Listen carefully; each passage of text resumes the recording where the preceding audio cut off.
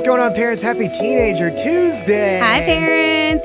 Me and Tisha, all of you know, well, most of you probably know, Pastor Letitia Solomon. Hi, y'all. Student pastor at the Frisco East Campus at Hope Fellowship Church. You know, Tisha, Love you know it. a small thing that's tough about your name? What? You go by Tisha, but your name is Letitia. Yep. And when I go to find you on Instagram, I know. I always forget to put La in front of Everybody Tisha. does. Everybody does. It's a way for me to just be incognito all the time. So You're hidden. You got this is where I VPNs. am. I'm a hidden gem. Yep, there it is. We're doing Culture Update today. Elijah's out, so we're doing Culture Update. And we got some interesting stuff I want to make sure and get to. But we actually have two slang words of the week this week. We have two slang words of the week. I've actually said them both, believe it or not. So Consistently. this is wild. In a message or just talking? No, probably not in a message, but I think they'd be fun in a message, especially the second one that I'm going to share with y'all. Okay, all right. The first one is aesthetic. This is really just like another word for vibe. Like, I don't really like that artist because I don't like their vibe or their aesthetic, right? They'll say aesthetic instead of vibe. It's kind of just a word that they change and use interchangeably now. Yeah, I've heard like a teenage girl describe another teenage girl, not even her social media, but that she just liked her aesthetic In person. as like a human being. Yeah, I hadn't really heard that before. Yeah, I have heard people do that too. And it's just kind of a new thing. Who knows how long it'll be around, but just let your teenager know you like their aesthetic and see what happens. It's aesthetic. If they're a boy, they're probably like, what are you talking What right now? do you even mean? Yeah, it might be a little bit weird, but I don't know.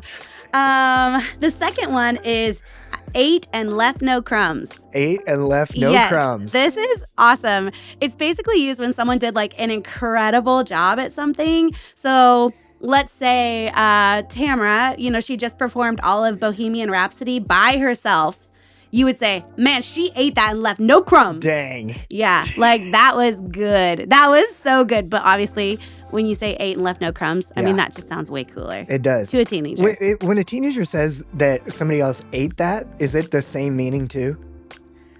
'Cause I've heard teenagers say like, oh so and so, he ate that. Yeah, yes. That's a similar aesthetic, vibe. Similar vibe to that phrase. Yes, Yes. yeah. It's just maybe they didn't do as good of a job. Okay, yeah, Right? you gotta leave no crumbs. Yeah, leave no crumbs. Yeah. That means you got it all. You did it. You left nothing on the table. Hey man, it's like a good meal. I like that For phrase. sure. It's fun. I should use that one. Yeah, Use it from stage. next time I'll do that at Prosper. The That next would be message then. amazing. Yeah. I would love that. Also, some stuff going on in the culture, parents. There's I know if you've been listening for a while, you've heard me talk about this guy, Jonathan Haidt. He is one of my favorite just sociologists, people that study teenager and trends and all this. And he has a new book that has come out, The Anxious Generation. And he's going around talking about it everywhere. And the major thing that is a part, I haven't read the book yet. I've read pieces I've read like summaries and skimmed, Quotes and and stuff, stuff like that. And it seems like the overarching thing about the book is go more cell phone free in as many places as you can. Like he's even in the book trying to make a point of saying like, let's do school free or let's make schools Technology phone free. free, Yeah. like no phones. Yeah. Do the iPad thing because different schools need have it, whatever. Chromebook, Yeah, yeah. Chromebook. But no phones, don't do cell phones. And he really emphasizes for the mental health of middle schoolers, especially middle school girls, not even having a phone until high school. Yeah. So I don't know. Yeah, I can totally see that. Having a teenage girl and a teenage boy, we waited a long time to let them have phones. They have a very different aesthetic than other teenagers, I think, who had phones. Yeah. See how I use that there? Yeah, well done. Who had phones when they were teenagers, young teenagers, middle schoolers. And, it's so weird because everybody has their own thought behind why their kid should have a cell phone, and I totally get that. I just, wonder if it is doing more harm than good to our kids and to their mental health. And my kids are also in a school that is technology free. I mean, they have Chromebooks they can check out for one class, I think, to do some homework in. But besides that, it's technology free, and we've loved it. But I know that's not everybody's vibe. So. I know. And that can be tough because every parent would have to deal with their students' FOMO at some point. Oh, yeah. Because less phone is less interacting with their friends when they're not in person with their friends. And so like you literally wouldn't be able to get text messages at that time. So there would be something that you'd miss out on. Yeah. Jonathan Haidt is saying it is well worth it for them to have FOMO and have better mental health than it is to like be involved in everything and then, or be involved in more things and then have this like what he literally describes as a crippling crisis of mental health in young people. Yeah. And he especially cites young women when it comes to self-harm. And then he especially cites young men when it comes to loneliness. It's like the more access they have, the more lonely they are, which is weird. Yeah. Yeah, it's weird. I think if you polled parents who gave who have students who struggle with mental health and they did give them a phone at a young age, they would probably say, I would prefer to have waited. Yeah. Versus having to deal with this mental health with my kid now, you know? Yeah. And also, parents, we're still looking for people. If you want to get involved, we would love your input on the beta test that we're working on. It's a social media driver's license. We have about half of it written right now, working on more of that. So if you want to be involved with that, just shoot me an email, wperry@hopefellowship.net. And it would be an interesting conversation started. Ask your teenager, what would happen if your school became phone free? Yeah. You can't have a phone at school. What would happen? What would happen? Yeah. It'd be interesting to hear everybody's answers. Or work. Imagine work phone free. That would be difficult. I mean, for us, I guess. Yeah. I don't know, but for asking our teenagers to do it. Okay. There's some new data that's come out from the American Enterprise Institution that found that during the 2022-2023 school year, that 26% of students met the definition of what they're calling chronically absent. Chronically absent. Not more absent, but chronically, yeah. And this is just saying that they miss 10% or more of the school year, which is so much. That's I know. 10%. 10% seems like a lot. You miss one day every 2 weeks. Yeah. I mean, I'm thinking of my kids, and they've missed 4 days this entire year. Oh, wow. Yeah, and so, I mean, they've hardly missed any. Man, what's your seat? Your kids don't get sick? No, they don't. Good for them. They're very healthy That's human great. beings. So I think the same data shows that 70% have jumped into this chronic absenteeism from the pre-pandemic baseline attendance rates. Like this is just something that's happened since the pandemic that maybe people are saying or they're thinking or that maybe school, they realized, oh, maybe this just isn't as important. But I don't think that is the case across the board. I think that educators are worried that middle school and high schoolers nationwide, they're just disengaging from the learning process altogether. And we know that now more than ever, teenagers are learning things from social media, YouTube, that they're finding, but are they learning the right things, and the things that they need to make a life and to really grow in the ways that they need to grow in. Well, and one of the best things about school is it puts you in this position where you have to problem solve. Yeah. Learning online doesn't really make you problem solve. No. Yeah, you just kind of do the work and then you're done, right?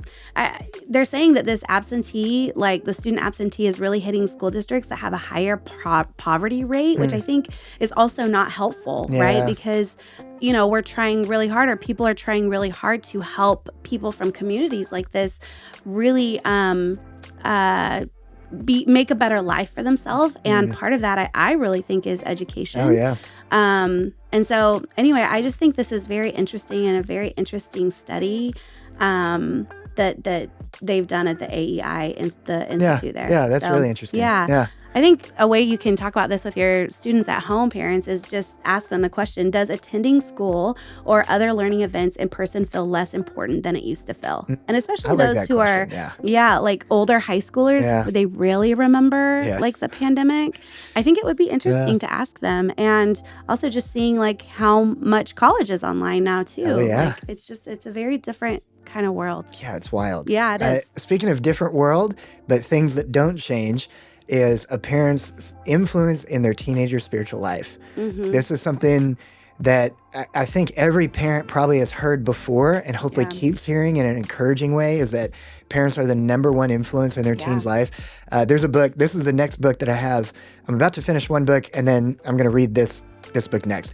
This book, Handing Down the Faith, by Christopher Smith and Amy Adamczyk. Kazik? I'm not sure how to say that last name. You'll see it. Once Yeah, you let see me it, know. you'll Yeah. know. Someone let us know. But how the to book say is it. called Handing Down the Faith.